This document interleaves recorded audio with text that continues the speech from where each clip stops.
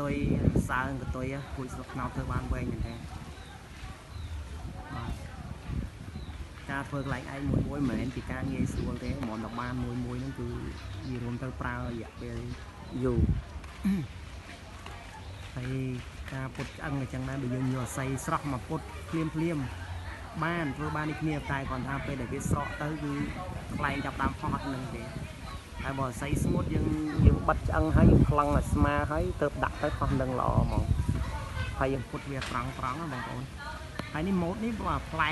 កពីគេបាទប្លែកពីគេម៉ូតនេះ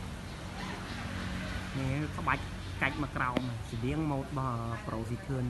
ស្រីមង្គលដែរបាទតែម៉ូតនេះមើលទៅមួយយ៉ាងមកគេដែរស្អាតបាទអាស្រ័យលើយើងនេះបងប្អូនម៉ូតខ្លែងអាស្រ័យលើយើងអ្នកធ្វើទេចង់ធ្វើម៉ូតស្អាតខ្លែងទៅជាម៉ូតផ្សេងអីក៏បានដែរខ្លែងឯកលើវាពេញនិយមខ្លាំងមែនទែនហ្មងឥឡូវអញទៅថតអញសុំដាក់ថតធ្វើចឹងចេញខ្លែងមួយបាទបងប្អូនអានេះវានិយាយរួមទៅខ្លែងនេះវាទំហំវាប្រហែលជាអាចខ្ទង់2ម៉ែត្រជាងដែរស្លាបបាទហើយកម្ពស់អាចប្រហែលជា2ម៉ែត្រកន្លះនិយាយរួមទៅកតុយវែងមែនទែនបាទកតុយវែងបាទហើយហោះនឹងល្អដែរនិយាយរួមទៅខ្លែងគេធ្វើស្អាតមែនទែននេះម៉ូតផ្សេងមួយទៀតម៉ូតប្លែកមិនខ្ញុំថតបាទហើយវីដេអូនោះអត់មានអីច្រើនទេគឺប៉ុណ្ណឹងទេហើយ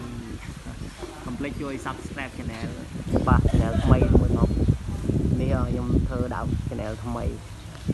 បាទសូមអរគុណជួយគ្រប់គ្រងខ្លែងឯកខ្មែរយើងទាំងអស់គ្នាបាទស្អាតមែនទែន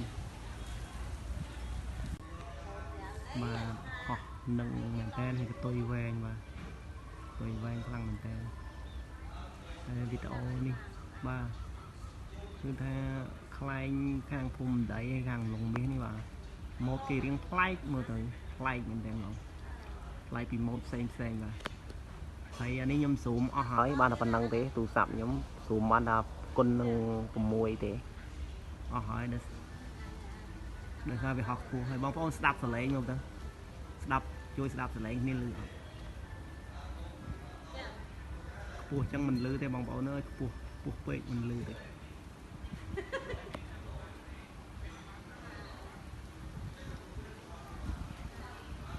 ាទខ្ញុំនៅក្រៅខ្ញុំស្ដាប់លឺតែបងប្អូននៅក្នុងទូរស័ព្ទនេះប្រហែលជាចាប់មិនបានទេដោយសារវាខ្ពស់